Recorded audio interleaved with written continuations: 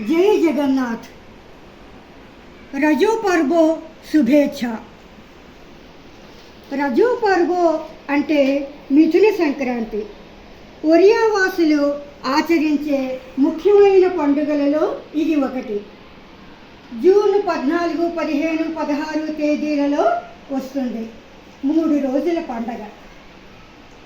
నేను పెళ్ళి కొత్తగా కాపురానికి వెళ్ళినప్పుడు అడుగు పెట్టడమే ఒరిస్సాలో. 30 ఏళ్ళు అక్కడే గడపడంతో వాళ్ళ పండుగలు ఆచారాలు అన్నీ నాకు నచ్చాయి, అన్నీ వంట పట్టాయి.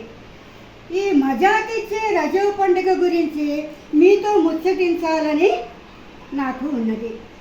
ఈ రజో పండుగ ఆడపిల్లల పండుగ. రజో అంటే రజస్వల అవడం. ఈ పండుగ ముఖ్య ఉద్దేశం భూమాత రజస్వల అవుతుందిట.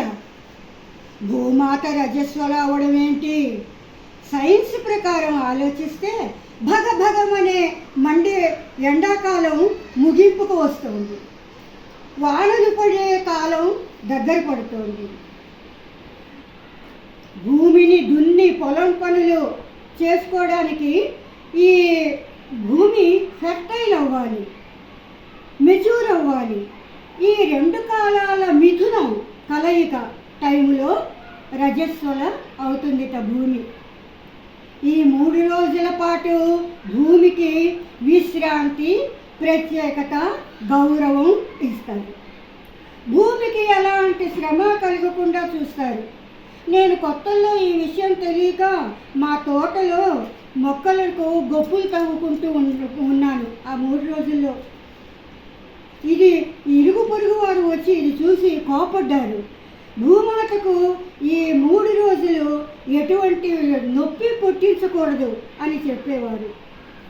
ఈ పండుగను ఏ విధంగా చేసుకుంటారంటే, మన ఇంట్లో ఆడపిల్ల రజస్వల అయితే ఏ విధంగా ప్రత్యేకంగా చూస్తూ ఎక్కువ కేర్ తీసుకుంటూ అందరూ తాకి అపవిత్రం చేయనటువంటి ఒక చోట గదిలో మూల చాప వేసి కూర్చోపెడతారు కదా,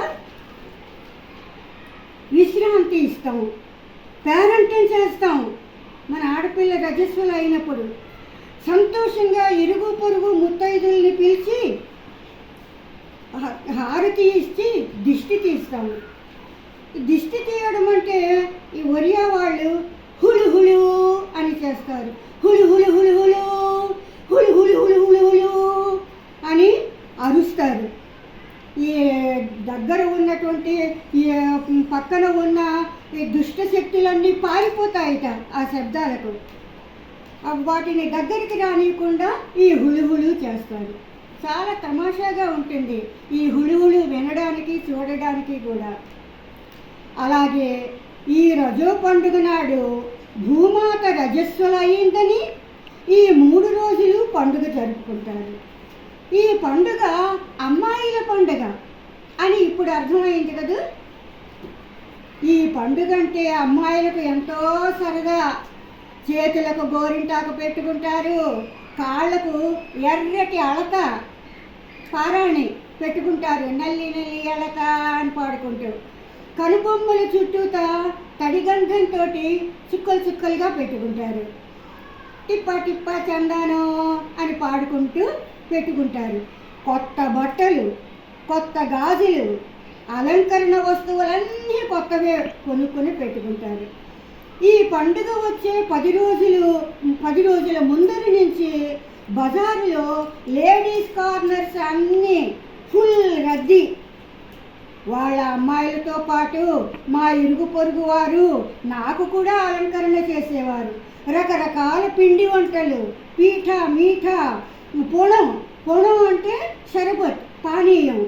వీటిని తిని తాగంగానే ఒక తాంబూలం. ఇదిగో తాంబూలం. తాంబూలం పెద్దవాళ్ళు వేసుకునే కారా కిళ్ళి కాకుండా పిల్లలు తినాలి కదా, అందుకని మీఠా పాలు, ఒక ఆకు, చెక్క ముక్క, సున్నం కొద్దిగా రాసి, కొబ్బరి కూరలో పంచదార, ఏలకుల పొడి కలిపి, ధనియాలు, షాజీరా కొంచెం వేసి ఆ పొడిని పాన్లో వేసి ఇస్తారు. ఎన్ని మాటలు పీఠా మీఠా తిన్నా, పానీయాలు తాగినా ఒక మీఠా పాన్ మస్ట్. ఇంకా ఆటలు ఆటలు, రకరకాల ఆటలు. ముఖ్యంగా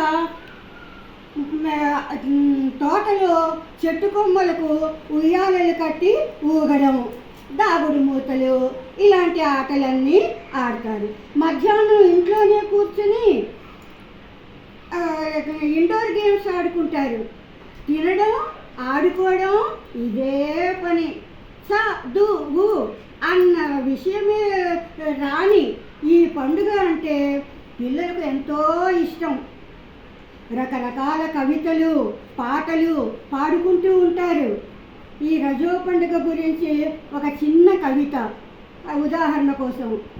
ఆసోలో మకర খেলি বাদলি, আসিছি রাজা পরব, লাগুচি কেতে আনন্দ।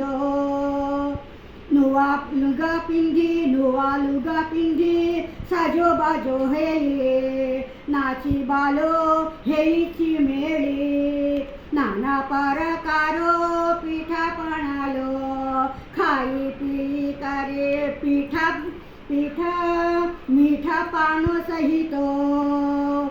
কিশোর বয়সরে রাজা মজা নেব, ব্যাহ হেলে শাশু మన్నా కరిపారంతే. ఇక్కడే ఇంట్లోనే బాగా ఆడుకుందామే, చక్కగాను తిందాం, తాగుదాం, ఆడుకుందాం. మళ్ళీ ఒక ఫ్యూచర్లో సాసు ఇంటికి వెళ్ళామంటే అక్కడ ఎవరన్నా అందరూ చేసుకుంటారు ఈ పండుగ. ఆడవాళ్ళు అంటే తప్పకుండా చేసుకుంటారు, ఎవరు అబ్జెక్షన్ చెప్పరు. కానీ ఏమో ఒక్కొక్క అత్తగారు ఏమిటా పరుగులు, ఏమిటా గెంతులు అని ఏమన్నా కోపడతారేమో, ఇంత స్వతంత్రం సాసు ఇంట్లో ఉండదు అని ఈ కవితలో చెప్పబడింది. ఇలా కవితలు చెప్పుకుంటూ ఆనందిస్తారు. బాగుంది కదా రజో పర్వం. నచ్చితే లైక్ చేయండి, సబ్స్క్రైబ్ చేయండి. Thank you very much.